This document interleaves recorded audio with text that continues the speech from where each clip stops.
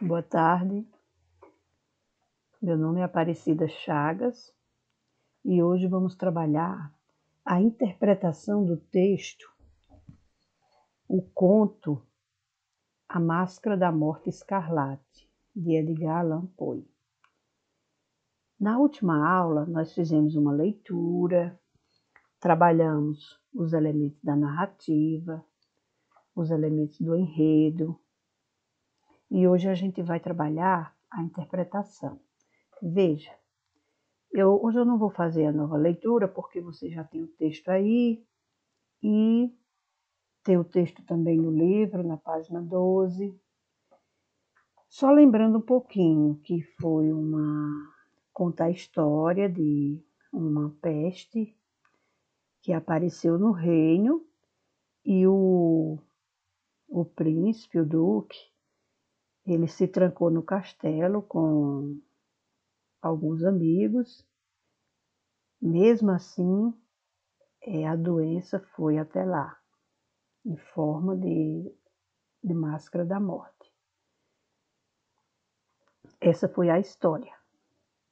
Aí depois você pode fazer uma releitura do texto. A leitura é muito importante na interpretação, você fazer a leitura 2 vezes. Lê a primeira vez, aí tenta contar a história oralmente. Em seguida, você vai para as questões de interpretação. Tá? Aqui é a primeira questão nossa, compreensão e interpretação.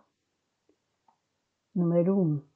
Segundo o texto, a morte escarlate havia muito devasto país. A pergunta é: o que era a morte escarlate? Lembrando lá, a morte escarlate era uma peste que estava exterminando a população do país. Outra pergunta, levanta hipóteses. Por que as letras iniciais das palavras que compõem essa expressão são maiúsculas? Ora, o autor ele quis dar uma condição especial, não é, a essa morte escarlate. Ele deu um nome para a morte, não é? Lá no estudo dos substantivos, ele virou substantivo próprio. Deu um nome em particular para essa morte escarlate. Então, o autor quis dar à morte escarlate uma importância especial, como se ela fosse não uma morte qualquer, mas uma espécie de entidade superior que todos temiam. Outra pergunta. Do ponto de vista físico ou material, de que modo a morte escarlate se manifestava? A morte escarlate se manifestava por meio de dores agudas, tontura e sangramento pelos poros. A 2. Depois de 5 ou 6 meses de reclusão no mosteiro castelo, o príncipe resolve oferecer a seus convidados um baile de máscaras, que ocorre nos salões do mosteiro. Quantos eram os salões? O que os caracterizavam? Ora, o autor, no texto, ele descreve bem, né? Os salões eram 7, todos decorados com luxo e de acordo com os gostos excêntricos do príncipe. Cada um tinha uma cor: azul, púrpura, vermelho escuro, verde, laranja, branco, roxo e preto. Tinham a mesma cor das paredes e do teto. Outra pergunta: por que o 7º salão era especialmente diferente dos outros? Enquanto todos os outros salões tinham cores vibrantes e janelas da mesma cor, o 7º salão era todo negro e com janelas vermelho sangue. Pergunta 3. O príncipe Próspero é uma das figuras centrais do conto. Como ele é caracterizado? Ora, na história conta que o príncipe é caracterizado como feliz, destemido e astuto, e robusto e ousado. Essas características correspondem ao significado do nome dele, ou seja, indicam que ele era um príncipe próspero, bem-sucedido, como o nome dele indica, não é? Só que o nome é Próspero com letra maiúscula, e próspero é um adjetivo. Outra pergunta: que providências ele toma para evitar a morte escarlate? O príncipe decide enclausurar-se no mosteiro castelo com cerca de 1000 amigos sadios e divertidos. Veja que esses amigos aí, ele está entre aspas, né? Amigo, faltou uma aspa aí. Porque era amigo somente ali dentro, né? Para fugir da morte. Na 4. Leia esta descrição do baile. De um ao outro, pelos 7 salões, desfilava majestosamente, na verdade, uma multidão de sonhos. E eles, os sonhos, giravam sem parar, assumindo a cor de cada salão e fazendo com que a impetuosa música da orquestra parecesse o eco de seus passos. Daí a pouco soa o relógio de ébano, colocado no salão de veludo. Então, por um momento, tudo se imobiliza e é tudo silêncio, menos a voz do relógio. Veja que o relógio no texto, ele tem uma importância, ele vira uma personagem, porque ele conseguiu imobilizar todos na festa com o seu eco, né, com as suas batidas. Primeira questão, interprete. O que eram os sonhos que desfilavam pelos salões? Os sonhos eram os próprios bailarinos que giravam pelos salões, criando uma atmosfera étera, divina, né, esvoaçante. Ou eram os sonhos dos bailarinos que dançavam com eles, como se as pessoas, por estarem presas ali, tivessem de alguma forma esses sonhos reprimidos. Então, quando dizia assim, ó, e os sonhos giravam pelos salões. Os sonhos eram as pessoas, os bailarinos. Era como se eles criassem aquele momento, aquela imaginação para os sonhos deles. Outra pergunta. Que elemento conseguia interromper a atmosfera onírica, isto é, de sonhos, do baile, trazendo os convidados de volta à realidade? Que elemento conseguia interromper? O relógio, não é? O relógio de ébano. Ébano é madeira, não é? 5. À meia-noite, um fato novo cria pânico no salão. Qual é esse fato?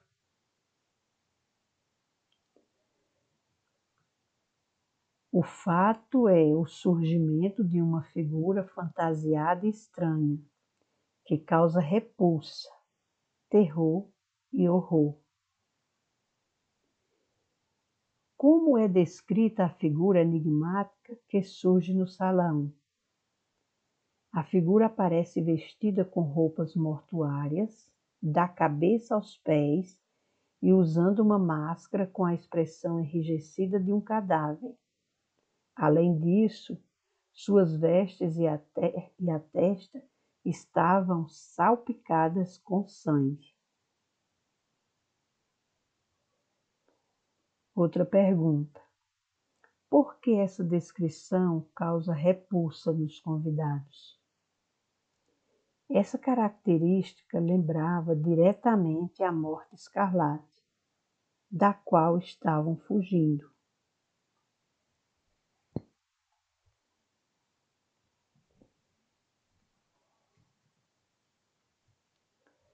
6. Aos poucos, a narração vai acentuando cada vez mais a atmosfera misteriosa e enigmática que envolve as ações. Faça um levantamento. Até o aparecimento da figura misteriosa, que elementos ou pistas textuais contribuem para a construção dessa atmosfera?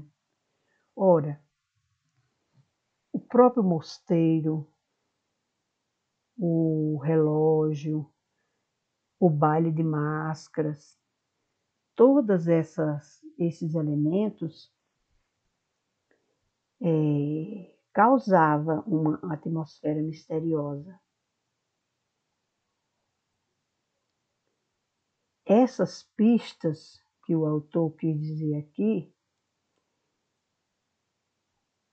são todos aqueles elementos da festa, não é? O próprio castelo, aqueles salões, aquelas cores, tudo isso levava para essa atmosfera enigmática, misteriosa. Então vamos à resposta. Entre outras possibilidades, o nome dado à peste, morte escarlate, já é um fato enigmático, misterioso. 7 salões. 7 é um número cabalístico, místico. Muita gente tem alguma coisa assim com esse número 7. As cores negra e vermelha do 7º salão. Também essas cores aí são bem chocantes. Vidraças da cor de sangue. E a sensação desagradável que ela causava. O baile de máscaras também causava uma atmosfera misteriosa. A ambientação onírica, o sonho. Essa ambientação era o sonho das pessoas, era como se as pessoas estivessem lá assim numa fuga, dançando, fugindo, sonhando. O aparecimento de uma figura fantasiada de morte escarlate também. E esse aparecimento exatamente à meia-noite. E o som forte e estridente do relógio. Isso causava uma atmosfera misteriosa, enigmática, durante toda a narração. Vamos à outra. Dos participantes da festa, o príncipe é o único que tem coragem de afrontar o invasor, que surge à meia-noite entre eles. Porque era característica do príncipe, não é? Forte, destemido. A pergunta é: o que o príncipe sente diante dessa figura? Por que, munido de um punhal, ele tem o desejo de matar o estranho? Porque ele quer se livrar da figura. O príncipe sente repulsa ou terror e depois raiva. Ele tem o desejo de matar o invasor porque, primeiramente, se sente agredido com a fantasia ousada por ele e também porque o estranho se nega a lhe obedecer e começa a caminhar pelos 7 salões. Isso aí afrontou o príncipe. Por isso que ele sentiu o desejo de agredir, sentiu o desejo de matar. Mas no primeiro momento, o príncipe ele sentiu repulsa, não é? Ele sentiu raiva. Outra pergunta: o que acontece com o príncipe quando ele vai apunhalar o invasor? O príncipe cai morto, sem que o estranho o tivesse tocado.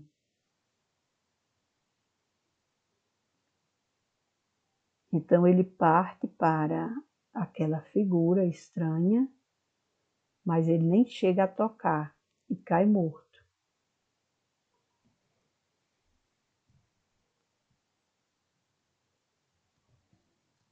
Outra pergunta: que revelação sobre a estranha figura ocorre nesse momento? A revelação de que não havia qualquer forma palpável dentro da fantasia. A estranha figura era a própria morte. Então era aquela figura aos olhos das pessoas, mas sob aquela máscara não havia ninguém. Era a própria morte. Outra pergunta: nas cenas finais, o invasor está à sombra do relógio de ébano, levando em conta a presença constante do relógio na história, incluindo a cena final, interprete o que ele representa, o que o relógio representa.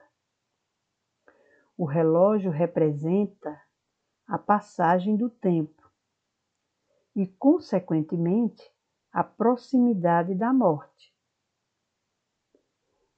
O clamor do relógio interrompia a felicidade e os sonhos de todos, para lembrar que a vida é breve e que a morte é inevitável. O relógio é uma personagem importante porque tem tudo a ver com toda a história, né? Que é a máscara da morte. E o relógio, ele representa a passagem do tempo.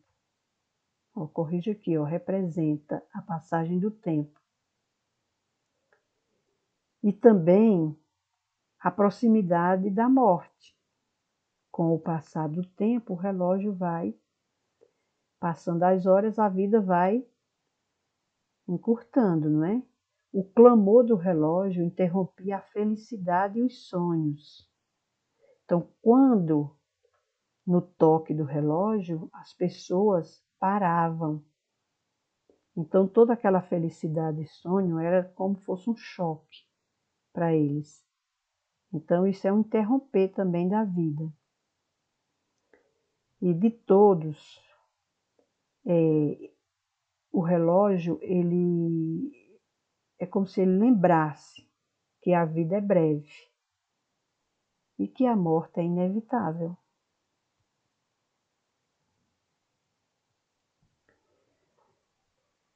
Outra pergunta. Releia este trecho do final do conto. E a vida do relógio de ébano dissolveu-se junto com a vida do último dos dissolutos, e as chamas dos braseiros extinguiram-se, e o domínio ilimitado das trevas, da podridão e da morte escarlate estendeu-se sobre tudo. Levanta hipóteses. Por que a vida do relógio e as chamas dos braseiros também se dissolveram? Naquele momento, o relógio e as chamas deixaram de ter função. Tudo então sucumbe ao tempo infinito das trevas, da podridão e da morte, em completa devastação. Então, o relógio ele já não tinha função, por isso extinguiu-se, sucumbiu, morreu. As chamas também apagaram, porque já não tinha função. Se todos morreram, tanto para eles que não viam mais essas coisas, o relógio e as chamas, como também já não tinha função. E, em completa devastação, tudo termina, tudo acaba.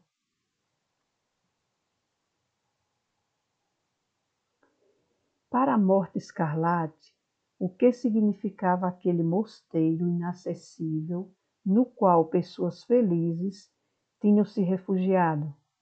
Que palavra ou expressão do texto comprova sua resposta? O mosteiro inacessível significava uma espécie de desafio. Ali, o príncipe e seus companheiros viviam em um estado de ilusão, por julgarem que daquela forma podiam se livrar do domínio ilimitado das trevas, da podridão e da morte escarlate. O emprego da expressão domínio ilimitado é uma comprovação da ideia de que essa fuga jamais seria bem-sucedida. Então, essa fuga para o príncipe e os amigos, nada resolveu, porque a morte chegou até eles. Então, ficar trancado no mosteiro não foi suficiente para a morte não chegar até eles.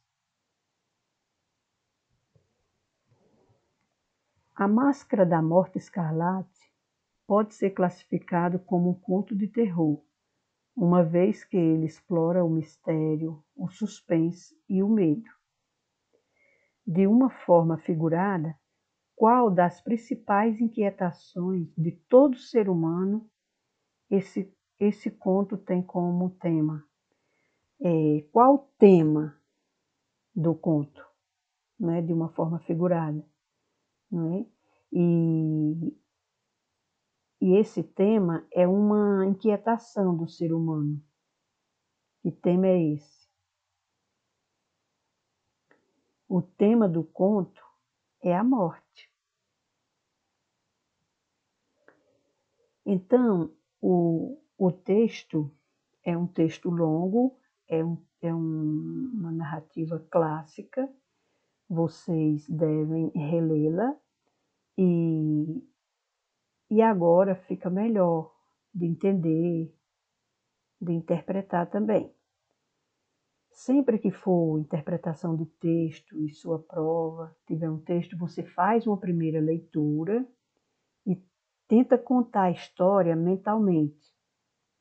Depois, você faz uma segunda leitura e aí você vai para a interpretação e aí você não perde uma questão, porque você vai lembrar toda a história. Lembrando que é uma narrativa, você tem que saber os elementos da narrativa e os elementos do enredo. Tá? Então, os elementos da narrativa, personagem, narrador, enredo, o lugar onde acontece e o tempo. E os elementos do enredo primeiro vem a apresentação, depois vem a complicação, aí vem o clímax, que é aquele momento de maior tensão, e aí o desfecho. Então, boa tarde e até a próxima.